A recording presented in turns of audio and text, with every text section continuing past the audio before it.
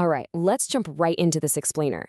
I am thrilled you're here, because today we're tackling a topic that touches the lives of millions of pet parents. Imagine walking down the pet food aisle of your local store. You're dodging a giant tower of squeaky toys. You finally look up at the shelves, and you see the exact same story playing out, row after row. It's a total visual overload, and it sets the stage perfectly for what we're calling the dog food dilemma. In that aisle, you're basically forced to choose between two completely different worlds.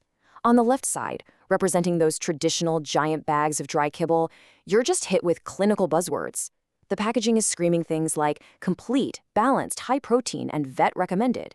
But then you look over at the refrigerated section of fresh dog food.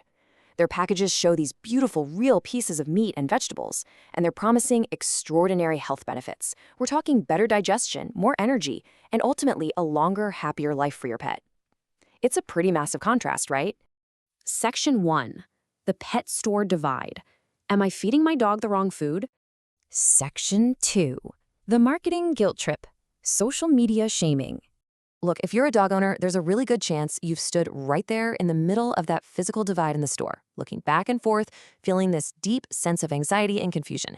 Suddenly, the dry food that dogs have safely eaten for decades is being aggressively questioned. And a lot of this is driven by social media trends, showing owners literally throwing kibble straight into the trash can. Fresh dog food companies intentionally set up this harsh juxtaposition. On one side, you have vibrant bowls of real meat and veggies, stuff that looks incredibly appetizing even to us humans. On the other side, traditional kibble is framed simply as dull, processed pellets. They want to manipulate your perception by making you compare human culinary standards directly to canine dry food. And then they follow up that visual with one highly uncomfortable question. Would you eat processed pellets every day for the rest of your life? I mean, wow, it's a powerful argument, isn't it? But actually, scratch that, it might be a little too powerful. That marketing question targets you specifically. It's designed to amplify owner guilt, and it relies heavily on the emotional bond you share with your dog rather than the actual science of what your dog needs to eat. Section 3. Kibble versus fresh reality. The truth about appearance. So here is the absolute truth that marketing departments won't tell you. Fresh is not automatically healthy, and kibble is not automatically bad. We really have to look at this impartially. Fresh food that looks just like a home-cooked human meal absolutely does not guarantee it's a perfect biological match for a dog. Just like kibble coming packaged in a giant dry bag doesn't make it inherently harmful. We absolutely have to break away from this purely visual judgment. Because the real difference between good and bad dog food, it's far more complicated than the simplistic binary narrative being pushed by massive marketing budgets. It's about strict biological requirements, exact nutrient profiles, and proper formulation, not just how colorful the food looks in the bowl. Section 4. Reading Beyond the Packaging. Your Guide to Canine Nutrition.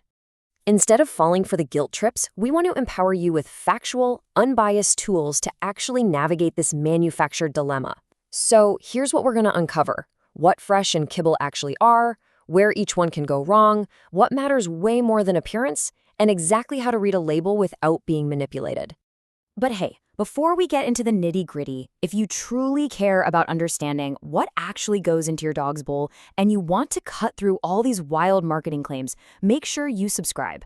Through our explainers, we break down dog food, specific ingredients, and complex nutrition in a really simple, highly structured way so you can finally make confident, better decisions for your dog.